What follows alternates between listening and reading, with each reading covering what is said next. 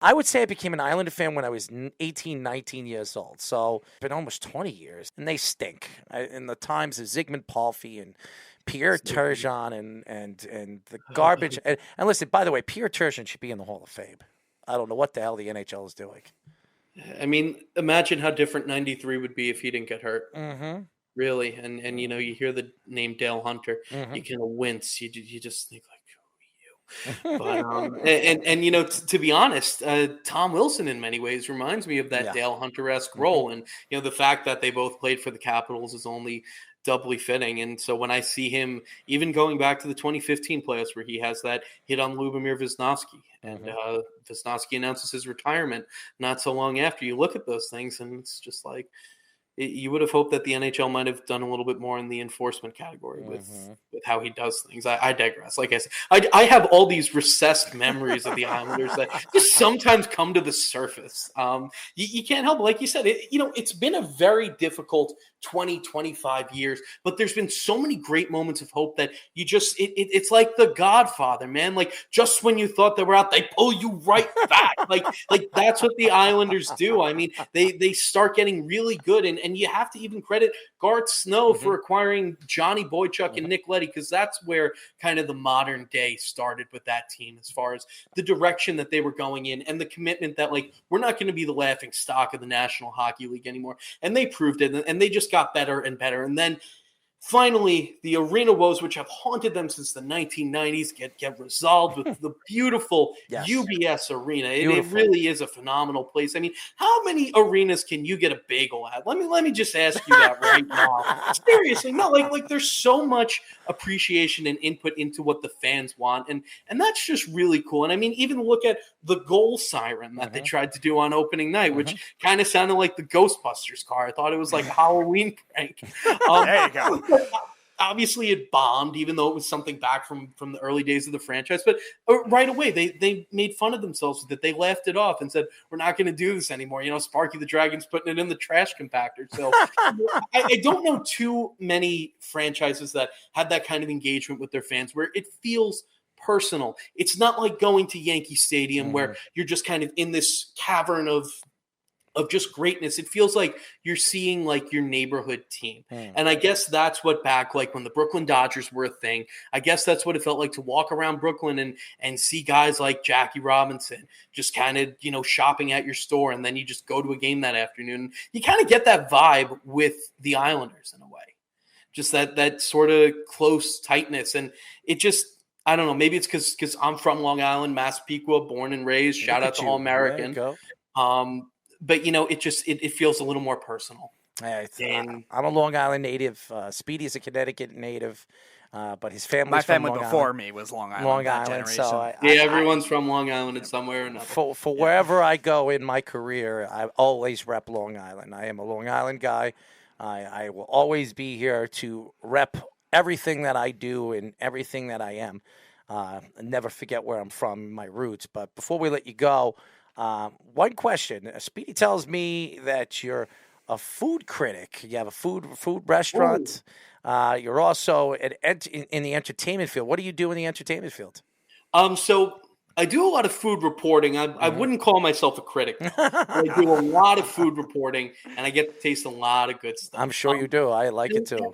As far as entertainment, I've gotten to interview some cool people in the past, but really my most recent beat with that is finding very interesting true stories that are coming to film, coming to documentary, and I try to find the real people in that, and I get to talk to them, and that's something really cool. Like Jerry and Marge Go Large, the story about that Bryan Cranston and Annette Bening, they help a whole town scam the lottery and make money. I got to talk to the actual Jerry Selvey, and he broke down what he did, and that was just awesome. That was a really feel good story of a senior citizen saying he was bored in his retirement, he figured out a way to to scam the lottery and make thousands for good people. So, I get to do a lot of cool stuff like that, and it's awesome. Well, we really appreciate everything first of all, giving us the time and everything that you're doing when it comes to the Giants and the Islanders and the Yankees and everything that you're doing for the New York Post. I definitely check out all your different things that you write and keep up the good work. I want to say this David Cohn food stuff,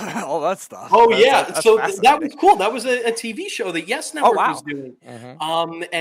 And one of it was Marcus Samuelsson. He was the host, and he would take former Yankees and other celebrities in the city. Like, obviously, there's a ton of buzz about The Sopranos at the time. So Steve Sciarippa and Lorraine Bracco, they took him up to Arthur Avenue.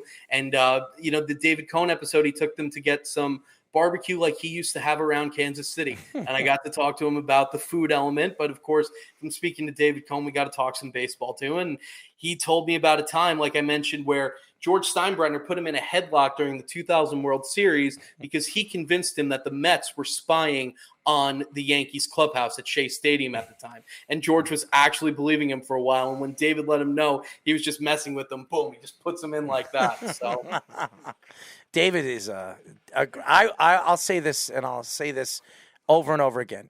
David Cohn deserves a management job in the major leagues. I think he would be a great manager. I know the Yankees, and before they interviewed Aaron Boone, what did I tell you, Speed? I said they're going to interview David Cohn. I was very surprised he didn't get the job with the Yankees. I really think he could be a good manager in this league. And I think if Aaron Boone is gone, whenever he does go, I think the Yankees definitely have to reach out to David Cohn again and interview him again. I think he'd be a great manager in baseball. He's a great baseball mind. I'd have to agree. He's definitely qualified. Mm-hmm. Well, Alex, we will definitely have you on the show again. I know you're a very, very busy guy, and we just really appreciate all the time that you gave us. Of course, this was awesome. I'm happy to do it again. Awesome. And hopefully I'll see you at UBS Arena sometime. Oh, you will. And I'll be dancing. I'll be dancing when we raise that Stanley Cup. That's right. Yes. And then Speedy's going to say, no. If the Rangers make the playoff. Oh, yeah. Oh, I love it. I love it when the Ranger fans are just crying up the river. When we were walking outside the arena yesterday, it was so quiet. The Ranger fans didn't say nothing. The Island fans are beeping their horn like crazy lunatics, I think is ridiculous.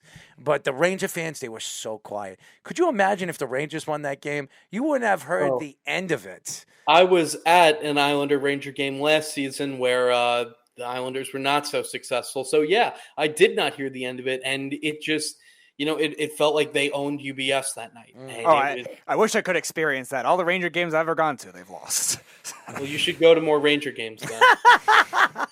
Yeah, I'll have to try a road game next time because I'm 0-6 lifetime at Madison Square Garden. Wow, that's it's terrible. This is even going back to Bad my luck. first game I ever went to. I was in middle school. This was I think either 2007 or 2008, sometime that season. I think it was 2008, and they were playing against the Islanders when the Islanders were just like the worst team in the Eastern Conference, and they still couldn't win that narrow game. it down, but continue. Yeah, and they lost in a shootout. I think it was 4-3. Oh, Speedy. Oh, I feel bad for Speedy. He's just bad luck for all his teams. No, the Mets actually have a better track record. What's your record with the Mets? I don't know the all-time, but I think they've only lost. I got a lot more Mets games. I want to say it's like the only time I think it was 5 times, and I want to say 13 they've won or something like that. I don't know the exact number, but I've went to a lot more Mets games, and they've done a lot better with that. And the only one they've lost recently at home that I've went to was in 2019. 2015. Nobody cares about the date, okay? 2015. Nobody cares. I don't know. They have a bunch of fedoras. They gave away a bunch of fedoras. I could see you in a fedora. I remember the fedora year. Yeah, wow. It was that game. Bartolo Colon pitched against the Nationals, and a lot of Mets fans still wear those to the games. God, please, Met fans. Hey, Mets got some really great promotions. You can't deny that. I like the Mets. I don't hate the Mets. I'm a Yankee fan. I will never wear a Mets jersey or a Mets hat, but I'll go to a Mets game. I love Citi Field. I think it's a beautiful stadium. I think it's, even as a Yankee fan, I think it's much nicer than Yankee Stadium. But again, the Met fans, they for some reason they believe that every single year, no matter who's the manager or who the owner is that they're going to win the World Series this year. I couldn't. Every single Met fan, oh, we've got Scherzer. Rah, rah, rah, rah. And sure, I said, watch, Scherzer's 40. He's going to be, 39 years old?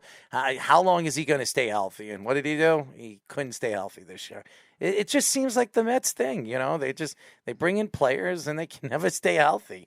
And the same thing for the Yankees. I mean, they need to stop with this power hitting bull crap. Find guys that can hit for average and let's go, man. I want to see Josh Donaldson, Kenny Galladay, and Semyon Varlamov are all starting a con of stealing money from New York teams. Could you believe Geno Smith is actually a good quarterback? I mean, as a Jet fan, I just want to throw up. I mean, seriously. I mean, he goes to Seattle. He's there. He plays behind Russell Wilson for 3-4 years. He's the highest paid backup quarterback. Russell Wilson goes on a horrible trade to the Broncos. Country. That's right. Horrible. And Geno Smith becomes a star in Seattle.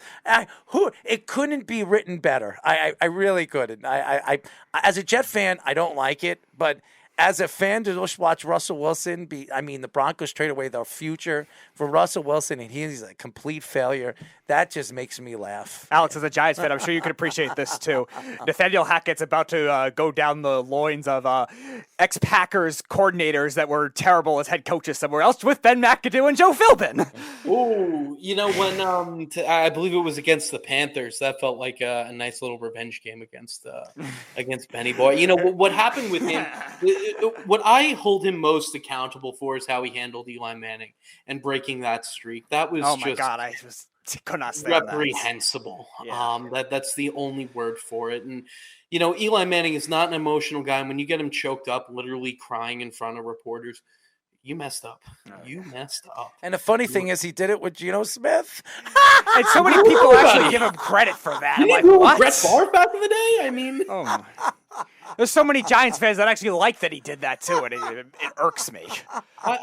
I was a believer in Eli Manning. Now, also, I was young. I was middle school, high school age, a little bit of college, so perhaps it was some youthful ignorance. But it's kind of my same feeling about Daniel Jones. Maybe it's not the way people want to see, but it's a way that gets things done. You can win. You can win with those guys.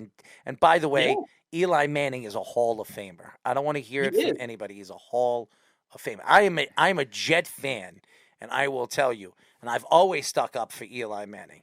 He is a Hall of Famer. So is Phillip Rivers, and so is Ben Roethlisberger. That was a great draft. And by the way, Tony Romo is not a Hall of Famer, but he's, there are years that you could say he's Hall of Fame-esque. So great draft for quarterbacks. I'm not saying this to be the bitter Giants fan, but I think Romo, had he had a little bit more in the playoffs, there'd be more discussion around him being in the Hall of Fame. But such is life. It was not a catch. He'll be in the Hall of Fame as a broadcaster because he's the one that's bringing broadcasting to a whole nother level. Ask Tom Brady. Hey, you can think of it this way, Alex. Tony Romo revolutionized the game. Quarterbacks stopped holding field goal kicks after his botch in the playoffs. Now the punters do it. We'll add that to the archives of the NFL. There you go. Alex, thank you, man. We really appreciate you. Guys, take care. Have a great night. Thanks for having me on.